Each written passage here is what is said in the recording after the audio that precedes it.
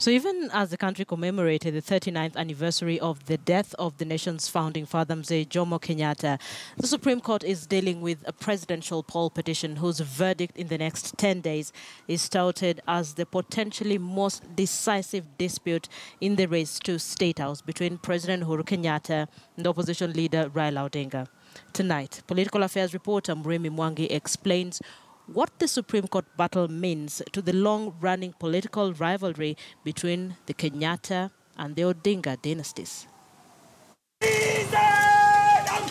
On a day like today last year, President Uhuru Kenyatta, the son of founding president Mzee Jomo Kenyatta, and opposition leader Raila Odinga, the heir of Kenya's first vice president, Jaramogi Oginga Odinga, shared a podium at the Holy Family Basilica in Nairobi, where they made a surprise promise to Kenyans during commemoration of the 38th anniversary of Mzee Kenyatta's death.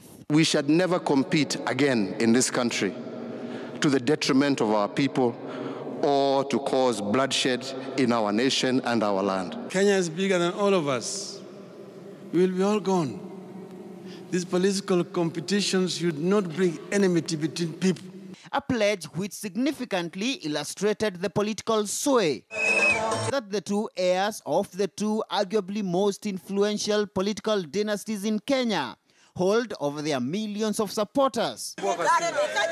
But fast forward to a year on, and the two are locked in a bitter presidential poll petition at the Supreme Court, preceded by these violent clashes between police and Odinga's supporters.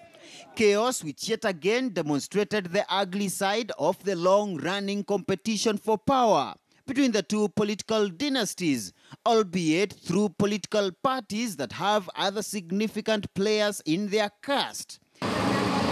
And now, the spotlight turns to the Supreme Court, whose verdict in the next 10 days, observers say, could dictate the future influence of the Odingas and the Kenyattas on the Kenyan political space. Both families are very influential in Kenya.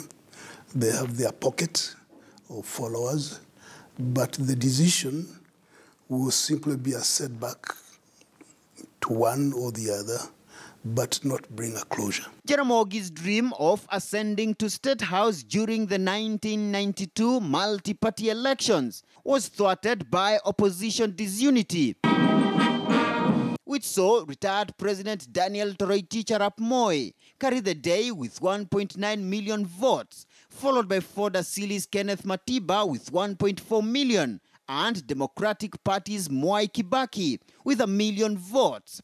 Jaramogi, running on a Ford Kenya ticket, emerged fourth with 903,000 votes. Raila would inherit his father's political mantle and displace other pre-existing opposition supremos from the limelight after his father's death in 1994.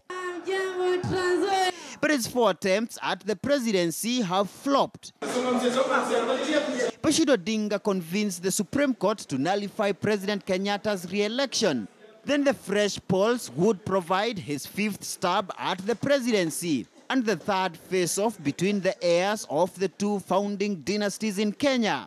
But even then, both Odinga and Kenyatta say there's nothing personal between them or their families.